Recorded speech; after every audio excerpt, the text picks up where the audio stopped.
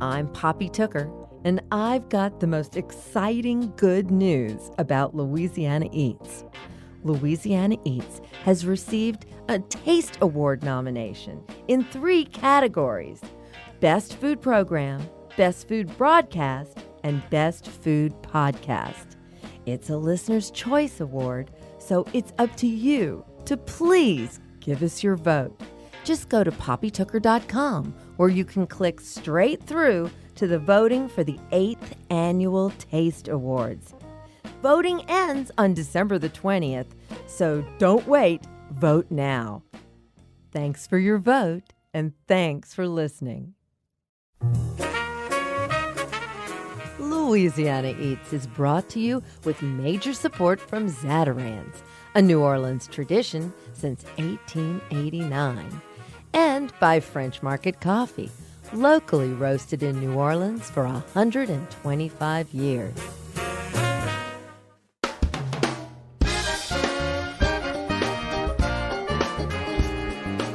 From WWNO New Orleans and our studios in the Southern Food and Beverage Museum, this is Louisiana Eats.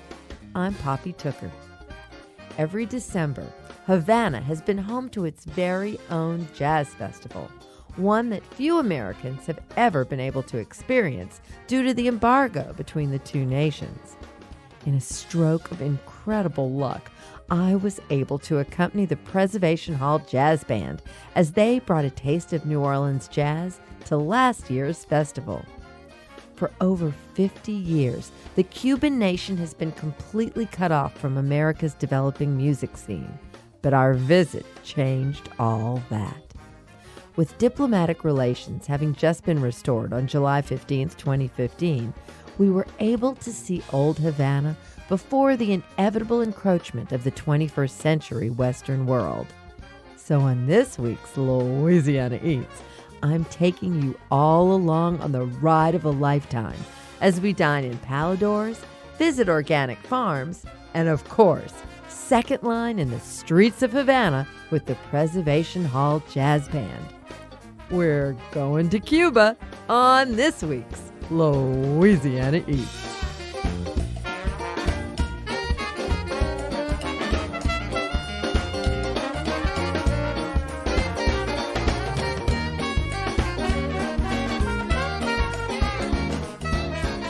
My name is Greg Lucas. I'm the Development Director of the Preservation Hall Foundation, and I work with the touring Preservation Hall Jazz Band as the tour manager on the road.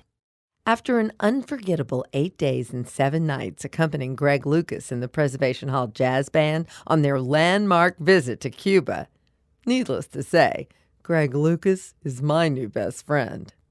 During our shared journey to Havana, we took in the marvelous architecture, dined at delicious Paladares, which are restaurants operated in private homes, and witnessed the band's historic performance at the Havana Jazz Festival. But this wasn't merely a pleasure trip. Throughout that magical week, the Preservation Hall Jazz Band engaged in multiple education programs and neighborly activities designed to promote a meaningful exchange between two cities that share a lot of musical connections. Part of the mission of the Preservation Hall Foundation is international exchanges and placemaking with other communities that have a rich indigenous musical and cultural heritage, but that the Preservation Hall business model and experience could lend some benefit or resource to. So in our preparation for the trip, on 2 scouting adventures that we made, we got to know several local artists that are trying to make a difference down there in Havana. One of them, Asmavi Pacheco, is a woodblock print artist who we commissioned to create a custom poster that all of the attendees of the trip received. And the other physical or artistic representation of our presence there was the restoration of the neon signage and marquee of the historic Maya Theater where the band played for the Havana Jazz Festival. So we commissioned a neon artist named Kadir Lopez to recommission and relaunch the historic neon sign and marquee in front of the theater. And we turned it on in a ceremony with the director of the theater on the night of our show. The final aspect of the foundation's outreach that we did was education in 2 different schools with Cuban students. One was the National Arts College, La ENA, and the other was a high school conservatory called the Amadeo Roldan Conservatory of Music. And we not only took instruments down to both schools, we also took instructors, and the world-renowned Preservation Hall Band performed with the students and gave them tips and a master class at each school. I think that the deeper impact is everyone who traveled with us connected around our informal title of the adventure, Los Hermanos de Agua, Brothers of Water. And that really carries true because New Orleans and Havana are separated by a gulf, but culturally are so similar and connected even to this day through the French and Spanish colonial heritage and the explosion of contemporary music, starting in Havana and then carrying on in the 1800s to New Orleans, which became jazz. So together, it does feel like there is a brotherhood and a kinship that is unbreakable now. Music and food go hand in hand in our culture. So give us a little taste of that side of the plate. Well, I was very pleasantly surprised as a foodie on the quality and diversity of what I ate down in Cuba. And the standard fare, the ropa vieja, the criollo, those dishes are done to perfection down there, especially the ropa vieja. It's moist, it's filling, every bite is full of interesting spices and flavors. It's like their version of a sultry barbecue, if you will. My most favorite eating experience was probably at El Cocinero, which is a very high-end new restaurant connected to the Fábrica del Arte in the Miramar neighborhood. El Cocinero served up a fusion kind of nouvelle Cuban cuisine that included a baby octopus salad that was delectable and really tasty fish grilled on la plancha on a little block of wood. And it was just before the band did a rollicking set at the conclusion of our trip on the final night. I would like to thank you so much for giving us such a clear picture of this mission and what it took to carry it out. And congratulations, because it was a life-changing game changer, if you ask me. Well, we loved having you along and documenting the whole experience with us and at all of the events, and so enthusiastic.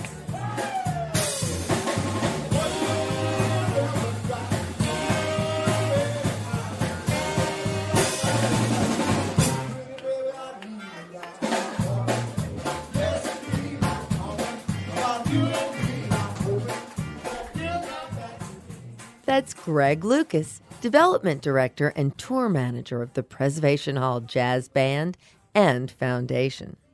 As Greg pointed out, I traveled with the band to the Rome of the Caribbean, trusty sound recorder in hand, intent on sharing the historic experience with my Louisiana Eats listeners. So now, without further ado, let's go to Cuba.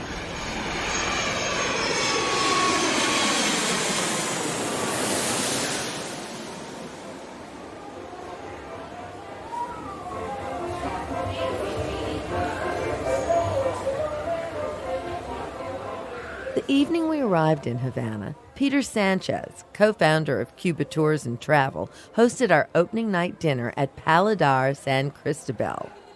Yes, that very same Paladar where recently Obama and his family dined. Sorry, Obama. Me and the band beat you there. My name is Peter Sanchez, and I'm the CEO of Cuba Tours and Travel. We're a company that was founded in '99 by myself and my partner, Al Nodal. We only do Cuba. We really focus on the cultural travel, and we're really living some historic times right now, and it's just so exciting, everything that's happening in Cuba. We're here for the long run. It's not the flavor of the month for us. We got a long-range commitment to Cuba and the Cuban people, and we consider ourselves bicultural, so it's very important for us to understanding both cultures that bring them together and help Americans meet Cubans and Cubans meet Americans. Americans come in here and we help a lot of Cubans go there also and learn from the Americans. It all started, Hernan Lopez Nusa, the keyboardist that's playing with him, we've taken him to the United States a couple of times. And a few years ago he said, "Boy, I'd really love to visit New Orleans," because musically, and he's very connected to his French ancestry. He comes from a French ancestry. So 2.5 years ago, we organized a trip for him to New Orleans, and he loved it. And he connected with Preservation Hall. And then this last year, again, we sponsored his trip down there. We actually started jamming with them more, and he was their guest performer at Jazz Fest this last year. And then that's where this whole idea of Preservation Hall coming to Cuba in search of the musical roots in Cuba came from, and here we are. Why is this your favorite restaurant in Havana? The consistent quality of the food. We came here like the week when they opened, and we looked at this place, we said, "You're going to be a success." And how long ago was that? Like 4 years ago, and he has been a success. What's your favorite thing to eat here? The filet, Ah. and with mushroom sauce. And in Cuba, it's hard to find good beef, and they have good beef at this place. So when you talk about supply and demand, would you explain the food chain the best you can? Well, sometimes it's a problem, the consistency of the crops and the food. If you have a certain menu, sometimes it's hard to keep it up because things disappear. Yeah, it's hard to get, the hardest thing to find in Cuba is beef. Pork is not really a problem. Fish, again, you can find fish. And especially if you have a place like this where you become a good client for some fishermen, they're going to find a way to get it to you. But I don't understand why it's such a problem, because it's an island. It's surrounded by water. If there would be one single thing I would think that would be easy, it would be seafood. Sure. But the thing is that they really control the water here. So there's very limited boats that have had access to water because they're afraid that the people jump on these boats will end up in Miami. So the thing is that having access to a boat or having access to the water kind of is difficult because they really control the boats and the water here for the people leaving to Florida. A lot of people fish right off the Malecón out here. You see them fishing all the time, but you can't do anything commercially there. But I know a couple of fishermen that have a license and they sell to the state, but they kind of leave half of their catch in the water and then come back later, pull it out, and bring it to places like this. So, Cubans are very ingenious in getting around the system, so they'll find a way, again, to supply some of these better restaurants. But it causes a problem in the whole supply chain that the prices are going up because the Paladars are willing to pay more money, and then the population, the prices go up, and it becomes difficult sometimes for the population to keep up with the increase in prices. How often have you dined here? Every time I'm in Havana, I come here. This is a wonderful restaurant. The owner was born here. It was his mother's house, right? Yeah, he lives upstairs still. And so I'm so curious to know, where does he get his cooking skill from? What else do you know about this place? He was a trained chef that worked at probably with the government for many years, and now he owns his own restaurant. So there's a whole movement here. For years I used to say to people, Cuba is not Paris for the shopping or the food.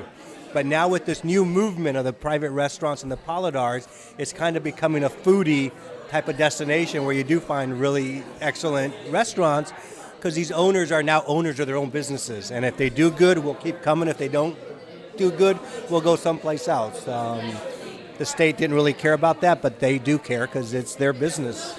So how does this name of Paladar come to being in Cuba for these private restaurants?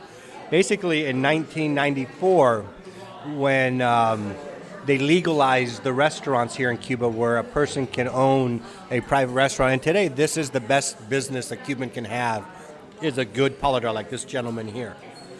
At that time in 94, well, first of all, Cubans are soap opera fanatics. They love soap operas. And at that time, there was a soap opera from Brazil called Paladar. And it's about these sisters who opened up a little restaurant, and they eventually grew it into a chain of restaurants and became millionaires. So the soap opera was happening at the same time that these new restaurants were popping up.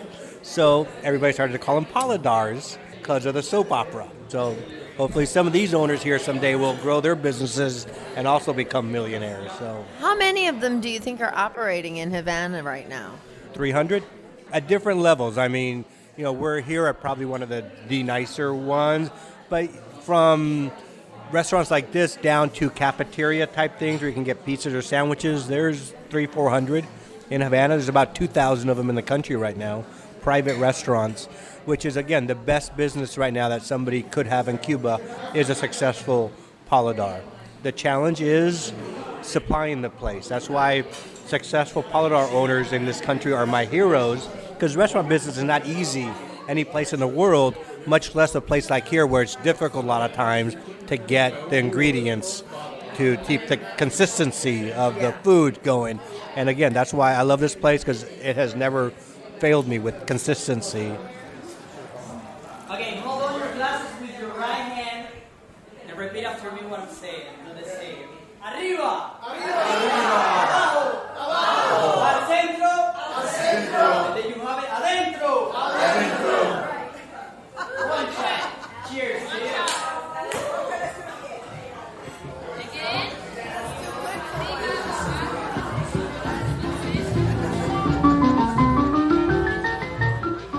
When we come back from a short break, our travels in Havana begin. Don't miss this trip. Stay tuned. How would you like to spend the weekend in Havana? How would you like to see the Caribbean shore? Come on around away over Sunday, where the view and the music is tropical. You'll hurry back to your office on Monday, but you won't be the same anymore.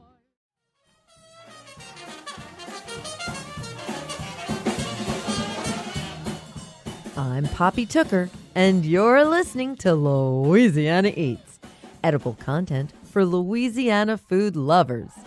Louisiana Eats is brought to you with major support from Rouse's Markets and from Cafe B, featuring contemporary Creole cuisine with an emphasis on fresh Gulf seafood, served in a classic old Metairie setting.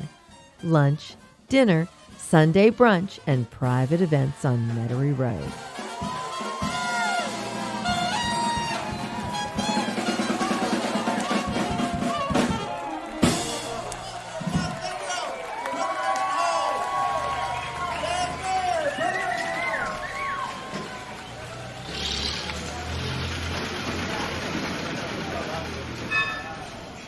My name is Viviana Rives. I work here in Cuba for the Havana Travel Company, based in Havana, and I do a lot of groups from all over the world, but mostly Americans.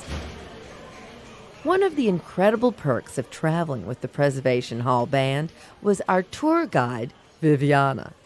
The bright, beautiful, and articulate Viviana totally took us under her wing and helped us maneuver the many confusing contradictions of life in Castro's Cuba. I was born in an island south of Havana, which is called Isle of Youth, former Isle of Pines. How did you end up living in Havana? I came to Havana to study at the university. At the beginning, when you start studying in some other province, which is not the one you were born at, the government provides you with like a boarding school kind of thing. Dorms, food, everything for free as a whole educational program. So during the university, I stayed in the boarding school. Later on, I had a relationship, a boyfriend kind of thing, so I started living with him, and now we live in Havana. Viviana, I'm really curious to hear from you about the changes that have taken place in the last few years over the farmer's ability to sell direct to restaurants, paladars, and that sort of thing, instead of having to go through the government? There's been a lot of measures related to that as a way of motivating people to go back to the fields and become farmers. So one of the measures is precisely that one. Now they can sell directly not only to Paladares but also to hotels. They can sign contracts directly with the hotels and become their official providers. And how does it work for the fishermen? Does it work the same way? It's similar for fishermen, but most of the fishermen in Cuba, they created co-ops, so it's a little bit different. Now, you're going to take us into Old Havana, the old part of the city. What makes Old Havana different and special? I think what it's most important about the Old Havana, it's all of the work that it's being done to preserve that part of the city, that it's said to be the colonial part, but most of the buildings, I mean not most, but a lot of them are from also the Republican period. So it's the historic center in general, and it's the history of Cuba, counted through the buildings.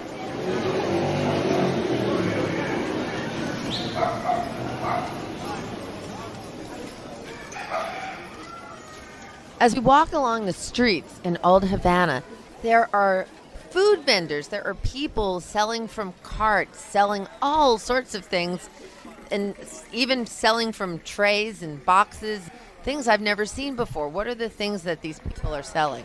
Various things, going from fruits to ice cream to chivirico, which is a really popular flour kind of candy with sugar. Thing that is really popular in Havana, peanuts. The white cones you see all over Havana or all over Cuba, those are peanuts cones. And in general, all those people, they have licenses to sell. They're able to go wherever they want in the city. They have, besides the license, they have like an ID that identifies them as vendors, public vendors. Although we did spend a great deal of time tooling around in those fabulous period cars that are the taxis of Cuba today, much of our time was spent with Viviana on a bus.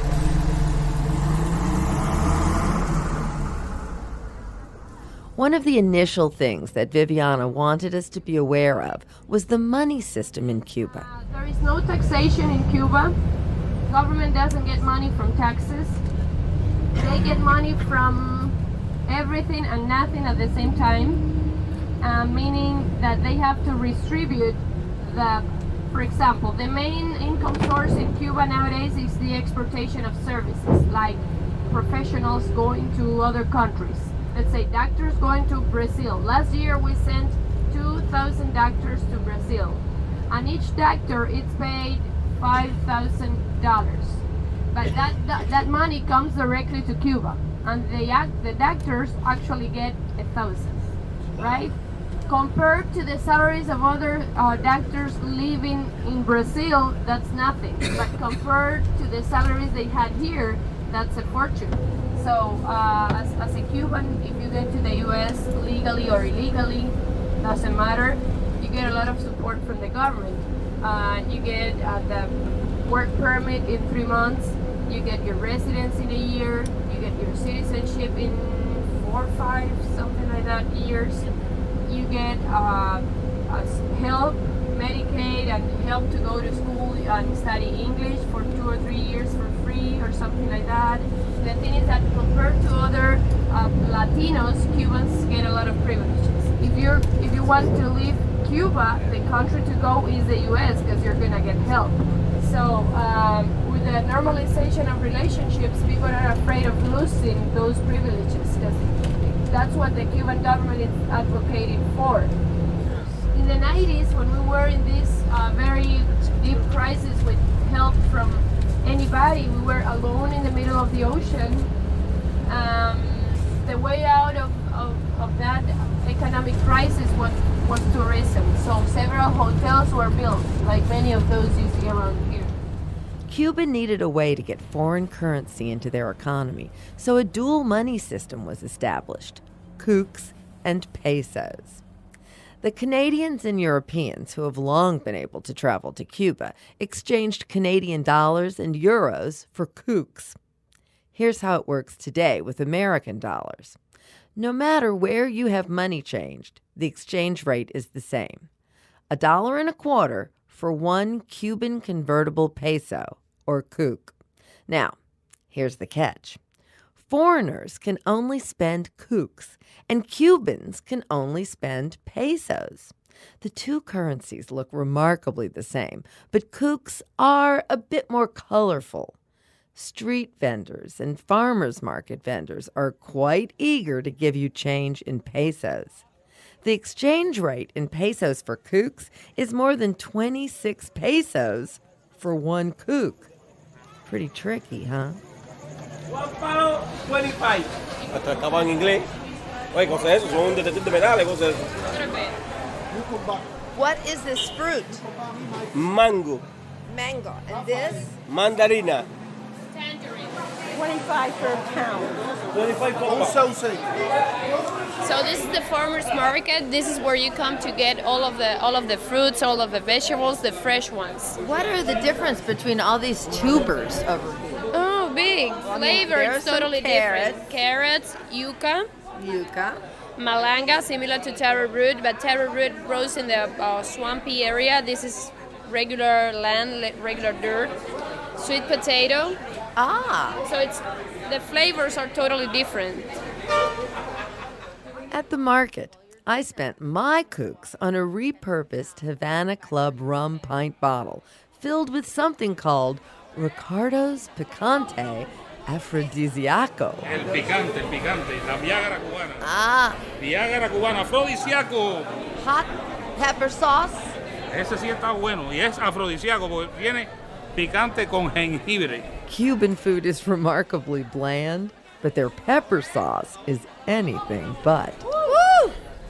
Holy moly. Caliente. Caliente. They make the green-colored sauce from a pepper they call the wow wow pepper, which is similar to our bird's eye peppers. I didn't mind getting my change in unspendable Cuban pesos on that purchase. Okay.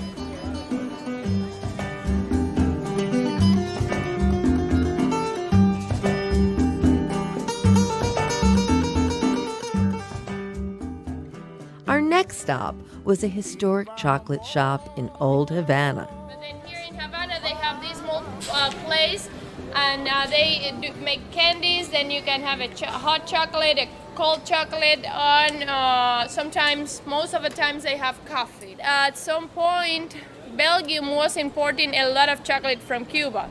So, Viviana, explain to me, why is this the Museum of Chocolate? they created the Museum of Chocolate here with many of the molds and many of the cups to drink chocolate that were collected in the old Havana, and they did like a museum here to exhibit those items. It was brought to Cuba by the Spaniards from Mexico, and then chocolate, it's said to be the drink of the gods, so it was very popular in Cuba. And nowadays we have a very big cocoa plantation in eastern Cuba, and we even export that product, the cocoa or the chocolate already made, already pre-made or whatever, to Belgium. So you go all the way from growing it to making it right here in Yes.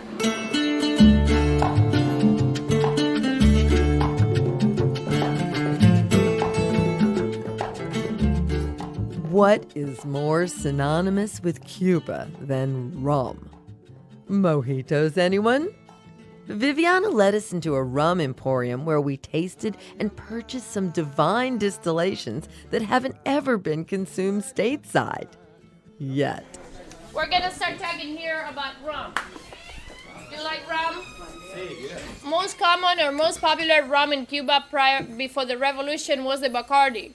But they were very smart, and they sold their pattern to the Philippines and Puerto Rico, and when the revolution triumphed, they left. So it was not a Cuban company anymore, so it was not nationalized. After the Bacardi had left, the Havana Club became the national rum of Cuba. That was the former Arrechavala rum. It's really popular, exported to the entire world. However, we have other rums in Cuba.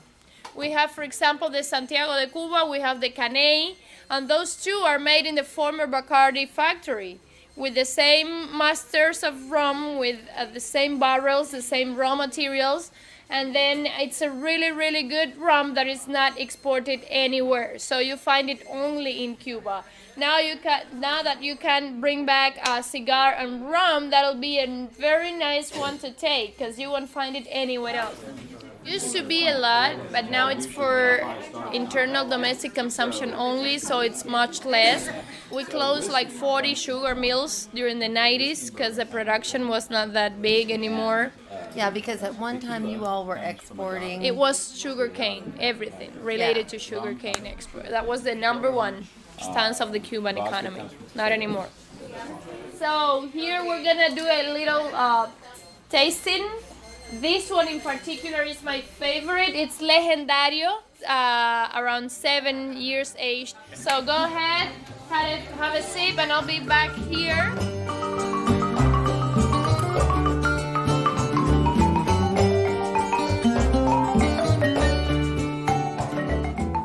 The other most sought-after souvenir besides rum is, of course, cigars. We traveled into the countryside outside of Havana to visit a tobacco farm and learn why Cuban cigars are considered the best in the world. He's saying today it's tobacco weather. Porque el tiempo está del norte. Because the wind is coming from the north. Tienes que regarla. Mejor año de tabaco, el año que no llueve nada. Best year for the harvest, for the crop, the year in which it doesn't rain. Pero que haga frío. But with cold weather. So he has 32 acres here. 150,000 plantas. And he plants 150,000 plants. Todo manual. Everything by hand. Plantamos planta por planta. One by one. Y recogemos hoja por hoja. And they harvest leaf by leaf. Se necesitan 5 hojas diferentes. To make a good cigar, you need 5 different leaves. De 2 variedades de plantas. Of 2 varieties of plants. Una, tabaco negro de sol. One, black tobacco, the sun variety. Que es este. This one. El otro, tabaco negro tapado. The other one, tabaco negro tapado, would be the one that you cover with like a mosquito net. Pero el aroma, que es muy importante. But the smell, which is the aroma, which Como is dicen los very libros, important. se produce a pleno sol. It's produced under the sun. And where did he learn all that? I think here. Dice que dónde aprendiste todo eso. Esto es una tradición. This is a family tradition. La mejor universidad. Best university in the world. How many generations? ¿Cuántas generaciones? 3. 3. Gracias. Pero lo vamos a invitar a tomar un café. Now he's going to invite you to drink a coffee. Y le vamos a demostrar cómo se hace un puro. And he'll show to you how to make a cigar. Para que vean el por qué se dice que es el puro de la mejor tierra que hay. So that you see why it is said that it's the best tobacco land in the world. So let's go through here. Kelly, you want to come closer a little bit in between here? So this is the first wrap, the one that he has in his hands now. A esta hoja se le quita el nervio central. You take out the central nerve of the vein of the leaf. La ponemos de forma escalonada. And then you put one half on top of the other half of the leaves. Después vamos a utilizar las hojas de tripa que son de la misma planta, pero tienen diferentes funciones. So then he's gonna use the filling, the inside part. Same part, but different position within the same plant. Estas hojas tienen el sabor, esta la combustión y esta el aroma. So this one is the flavor or the strength of the cigar. This one is combustion and this one is aroma. ¿Y en qué posición de la planta está cada uno? Esta tripa se coloca en un molde donde le vamos a dar 30 minutos en esta prensa que hay aquí al lado. That was the first procedure. Then you put it in this press and then for 30 minutes they put it over there. In the very corner there is a kind of artisan made press Ya pasado 30 minutos le cortamos todos los sobrantes.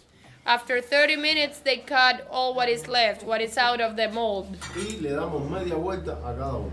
And then they turn the cigar and put it again. 10 more minutes. Pasado ese tiempo ya la tripa está lista para pasarle la última hoja en la hoja de la capa. After those 40 minutes, that inside part is ready for the final wrapper. Esta hoja. Beautiful.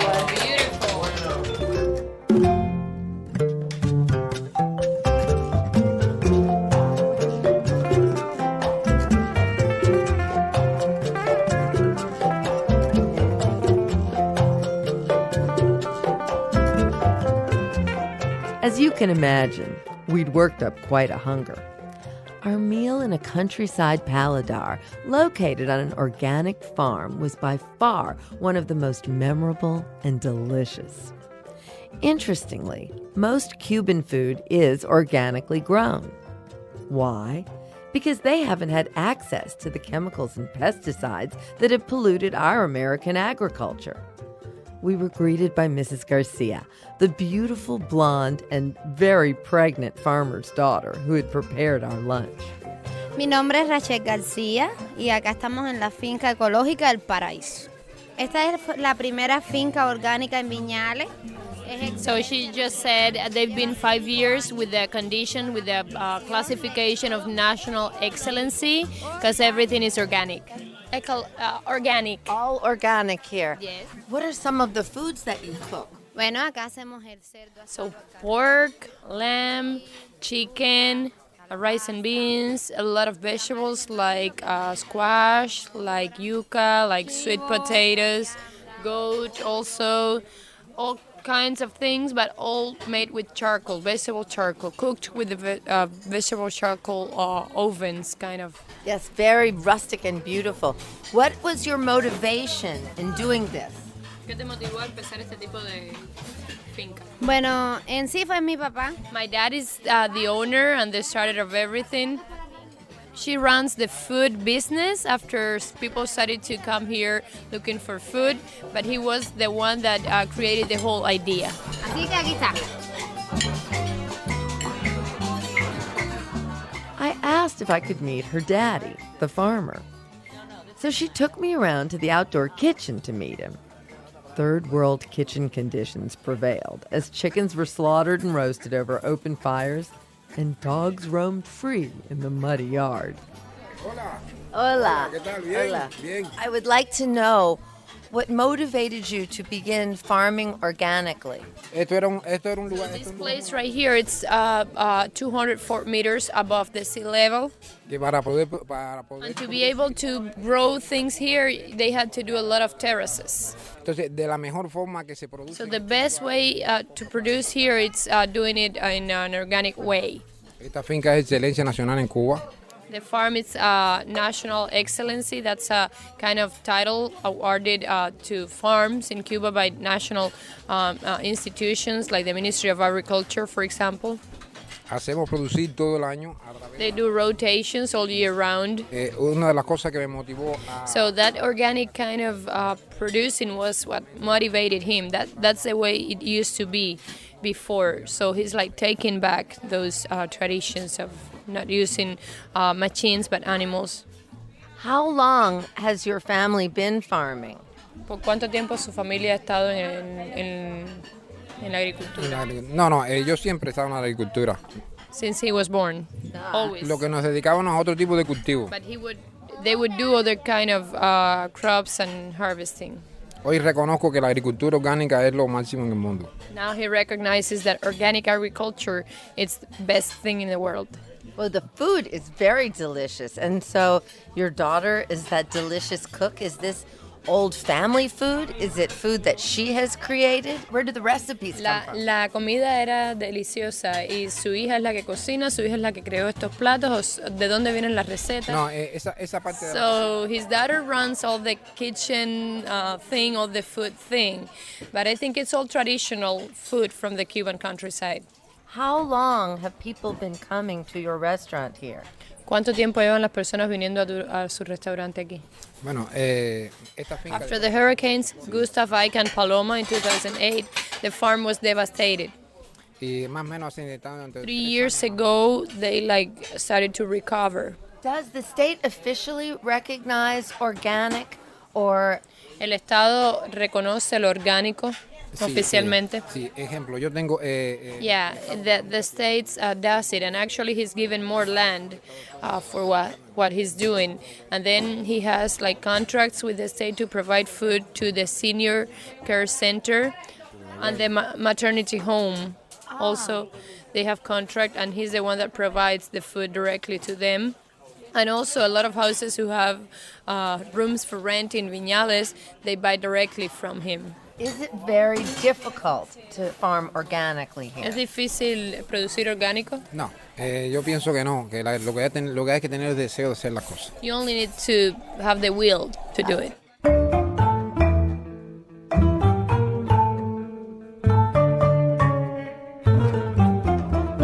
What is the Malanga? Stay tuned, and we'll answer that question when we come right back.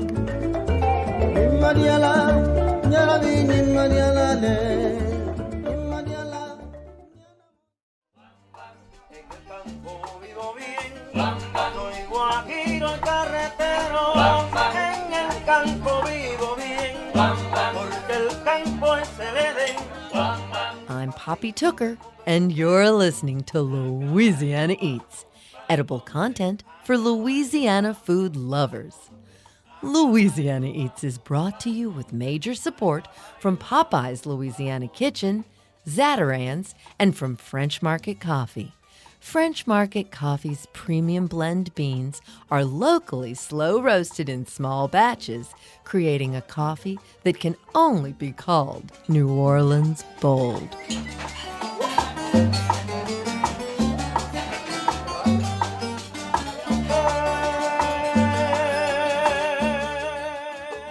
Here's this week's culinary quiz question, brought to you with support from Popeye's Louisiana Culinary Institute. What is the malanga? Malanga is one of Cuba's most important foods. It's the tuber or root of the plant we know in Louisiana as the elephant ear. Malanga is Cuba's ultimate comfort food. It's the first solid food fed to infants, and it's said to be the cure-all for any stomach ailment as well. Curious to learn more? Stay with us, because coming up next is another one of my new best friends from the Cuba trip, Jay Hutchings, my very own Malanga Monger.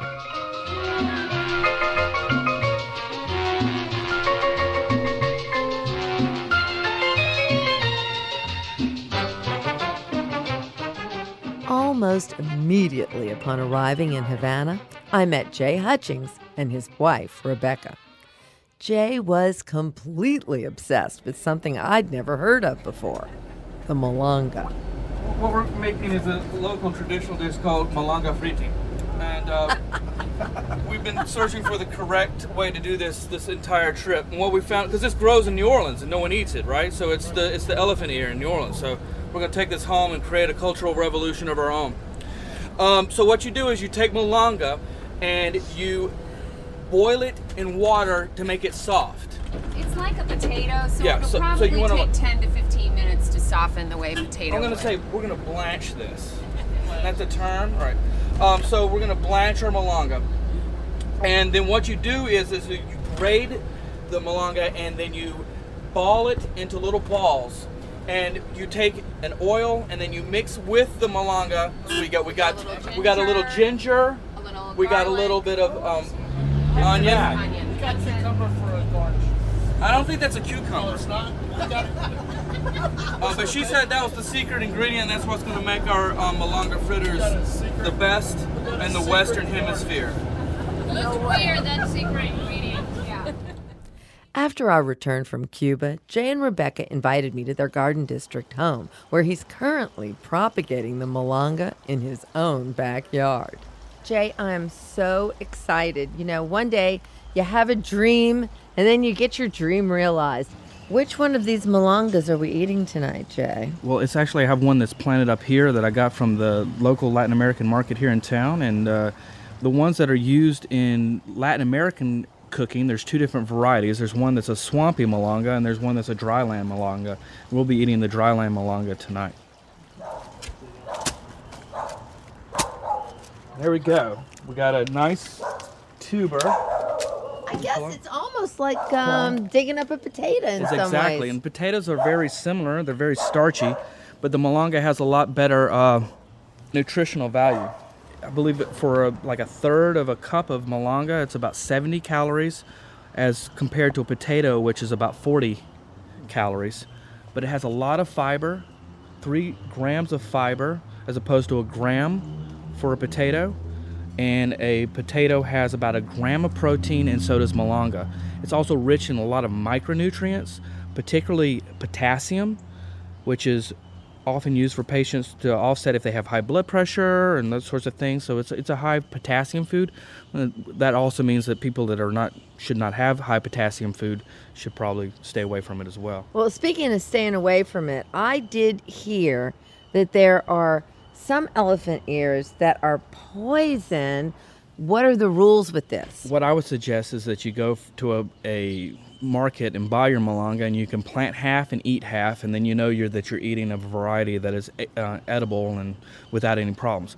My understanding is that the leaves and the heavy roots will have high concentrations of calcium oxalate, which can be broken down by leaching that out or by boiling it. So it's in the leaves as well as in the cormers, I believe they're called.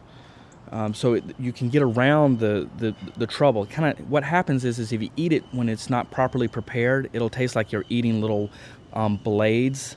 You're tasting the calcium oxalate crystals. Oh my so if you prepare it properly, then you can get rid of that.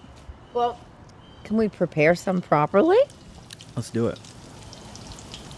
So I give all the credit to my beautiful, lovely wife, Rebecca, who is the Malanga Monger in the kitchen here.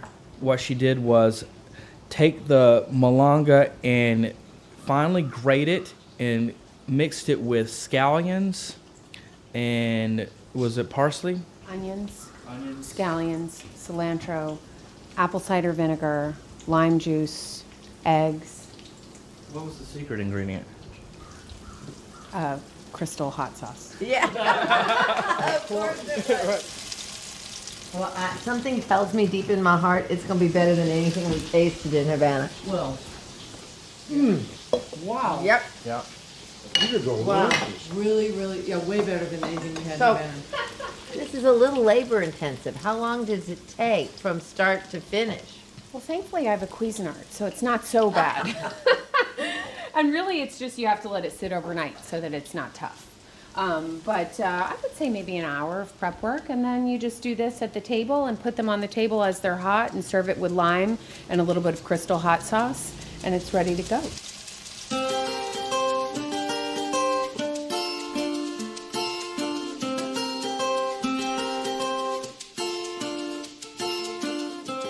That's it for this week's edition of Louisiana Eats.